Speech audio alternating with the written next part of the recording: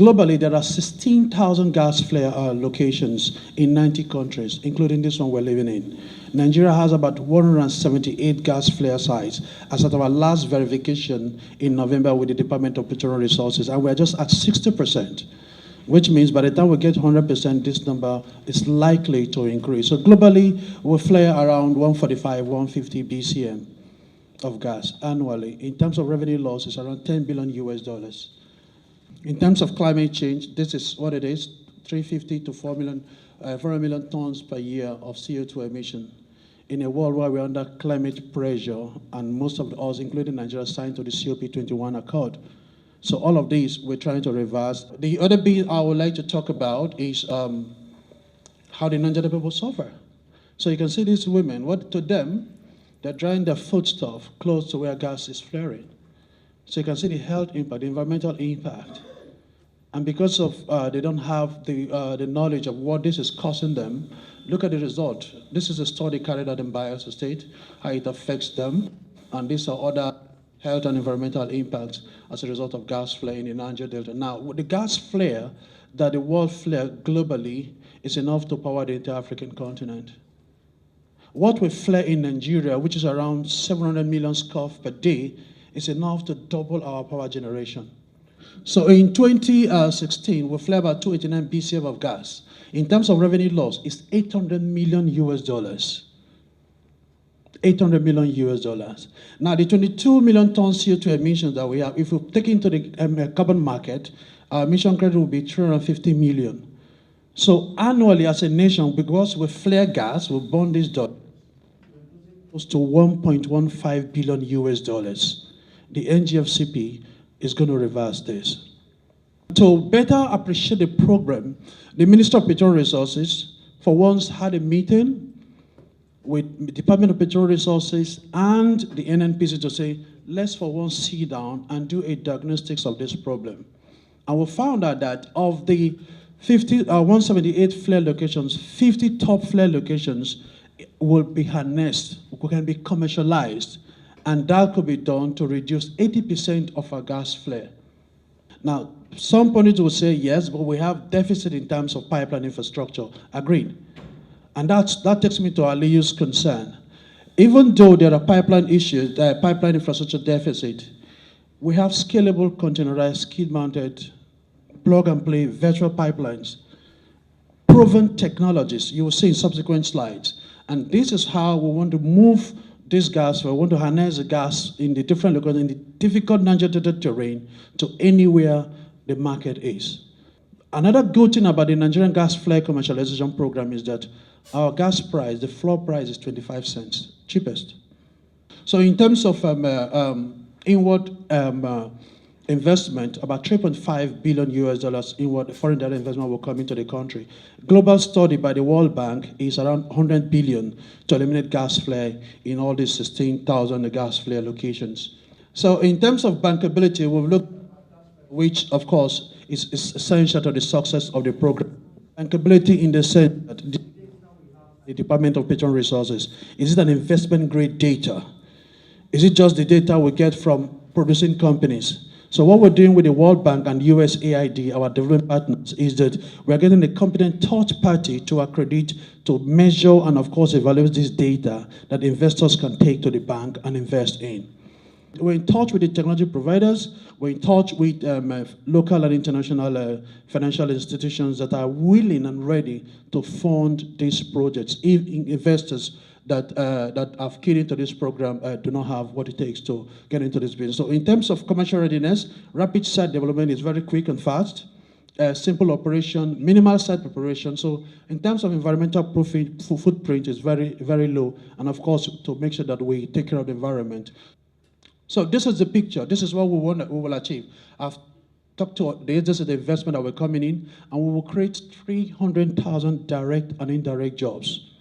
And then there will be peace in the Niger Delta, which is what this NESG is looking to, because we will create jobs. The youths will be gainfully employed, like the Honorable Minister alluded to that.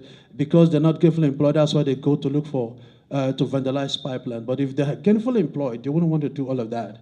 And then in terms of LPG, 600 1,000 MT of LPG per year will be unlocked, and of course 2.5 gigawatts power generation, and we'll reduce this to as reasonably practicable. Instead of households, 6 million households will be given access to clean energy through LPG.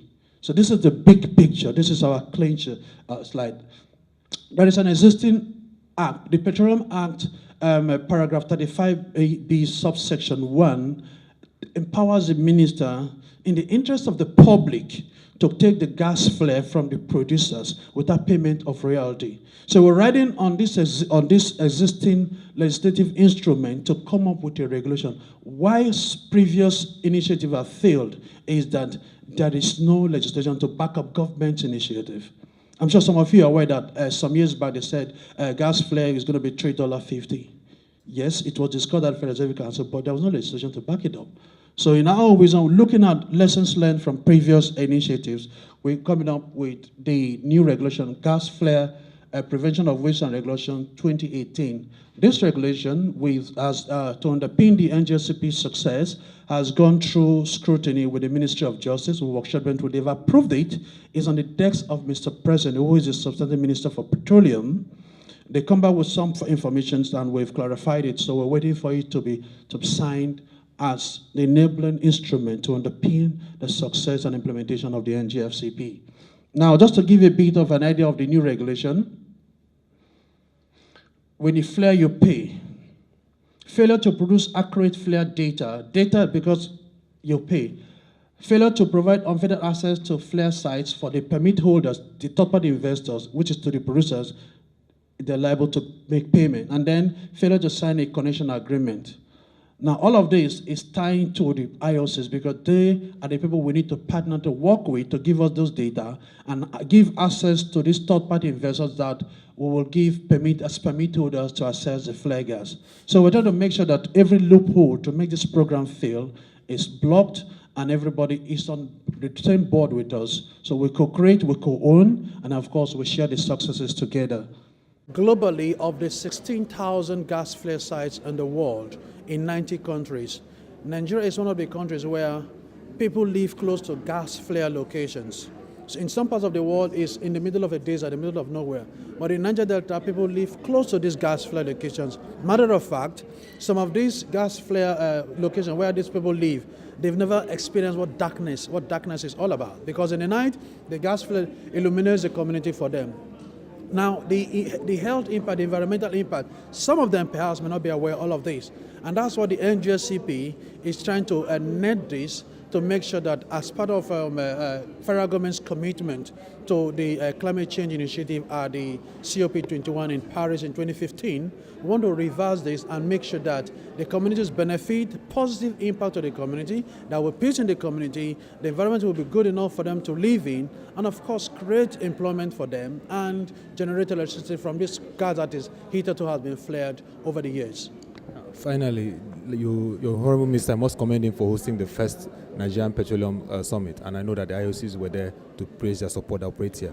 Are the IOCs buying into this whole initiative? And secondly, the PIGB and other bills that will be passed in this regard, will it enforce and strengthen this whole operation?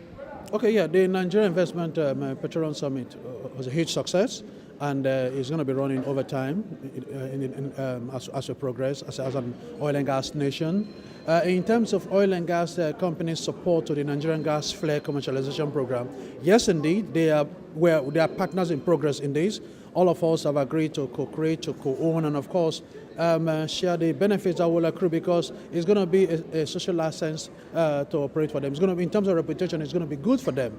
So they are cooperating with us. Matter of fact, yesterday we were at the Department of Petroleum Resources where we looked at the data that have come in from the oil companies because it's those data that we will need to see if they are representative, they are accurate, they are attainable, and then overall, we will now do some form of accreditation by competent third parties to make sure that we have this investment grade data for lenders and investors to bank on and of course invest in so that they will have a return on investment in the long run.